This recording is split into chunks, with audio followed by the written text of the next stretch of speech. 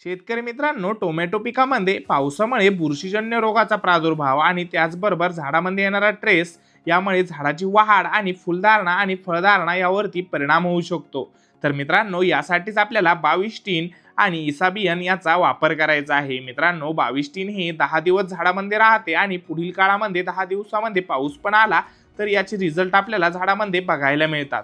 मित्रांनो, हे भुरी असेल, करपा असेल, पानावरील टिपके असेल व फळावरील टिपके असेल, फळकूज असेल, पानावरील डावणीचे टिपके असेल, यावरती खूप चांगल्या पद्धतीत काम करते. व मित्रांनो, त्याचबरोबर इसाबियन हे झाडाची वाढ सुधारण्यास मदत करते, मुळाची वाढ आणि कार्यक्षमता वाढवते, झाडाला अन्नद्रव्य शोषून घेण्यास मदत करते, फुलधारणा चांगली होते व फळधारणा पण सुधारते आणि फुलांची गुणवत्ता पण जास्त काळ टिकून ठेवते.